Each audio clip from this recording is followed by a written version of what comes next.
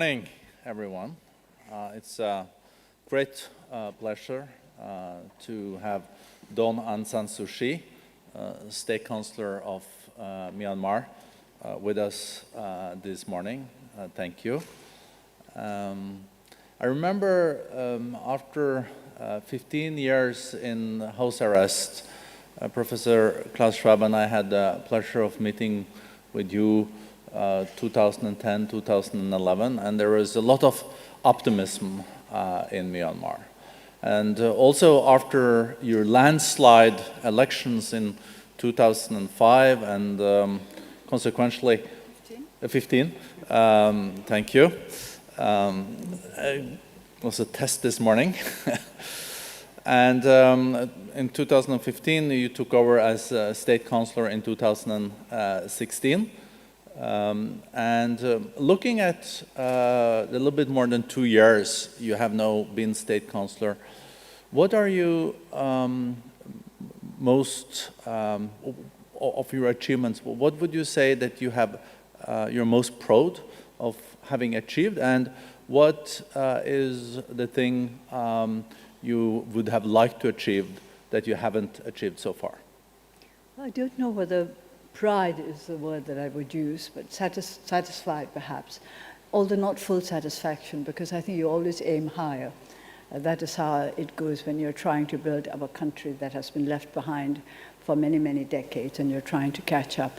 But I think if I have to give just one answer, I would say it's the way in which our people have been quick to grasp the new opportunities that have emerged. Not everybody, of course. You can't expect everybody to be able to put their hands firmly on the new opportunities. But young people, they have changed. And also, I have to say, our civil servants, not because some of our civil servants are here, but I think over the last 2 years, we have started seeing a change in them. I'm not just talking about corruption. It's also about the fact that they feel more confident, and they feel that they can take initiative much more, and that they will be listened to, and that they are part of the whole endeavor. So I suppose people, it's a sense that our people have greater confidence in themselves that I find most satisfactory. But what remains to be done, there's so much that I can hardly choose one to talk about. So Myanmar used to be the rice bowl of Southeast Asia. That was a long time ago. Yeah, and it also had one of the best educational systems in the region. When do you think you will see real results, for example, in the educational field? You mentioned yesterday in your speech that, for example, access to the internet has gone from 3% to 25%. Have you seen positive developments also on the educational side the last years? Yes, I'm very, I have to say I'm a little surprised and very encouraged by the fact that our young people are very creative and innovative, in spite of the fact that we've had a very poor education system and we have put hardly next to nothing into research. And while we're about it, I'd like to invite entrepreneurs to invest in our young people, to invest in research in Myanmar. I'd like to give a small example.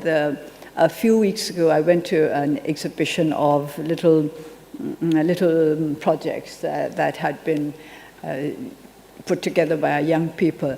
And it is all research. And of course, they have hardly, we cannot give much money for research.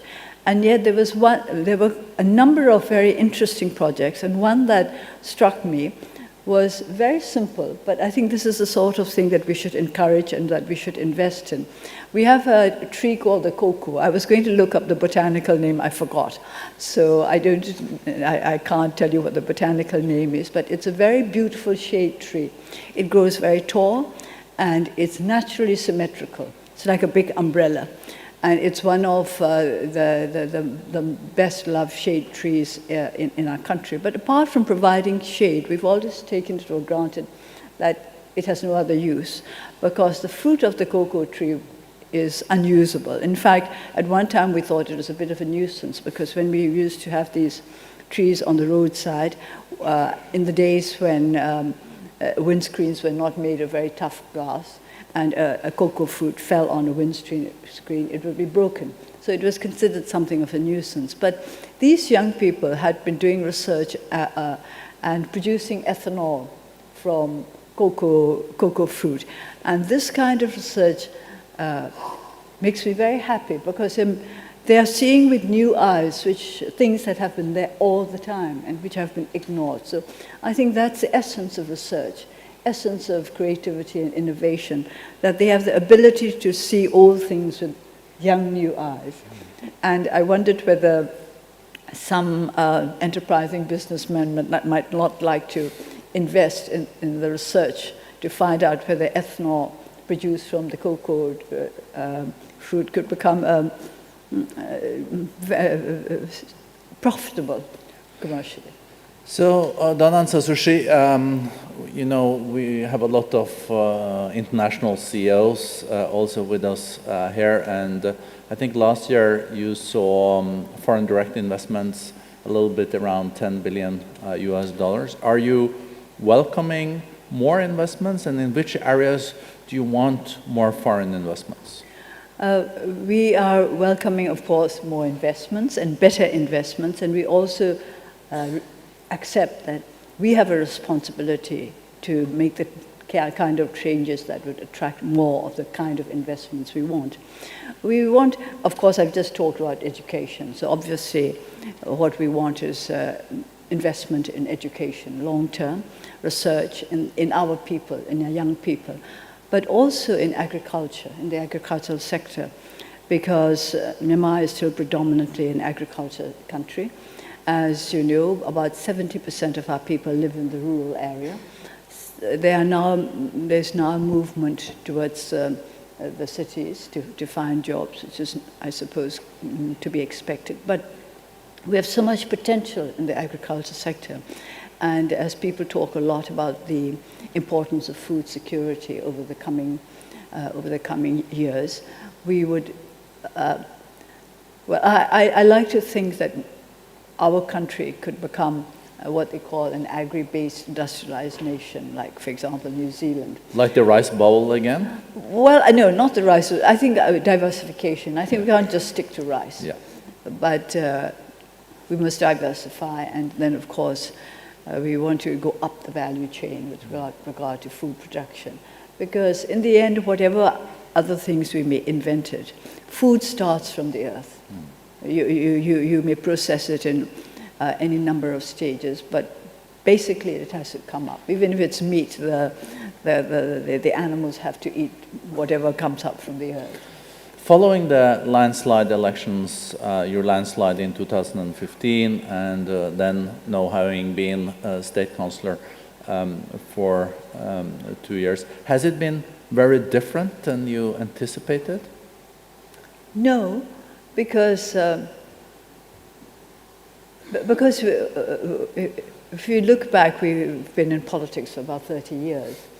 And politics is politics. People seem to think that politics in opposition are different from politics in office.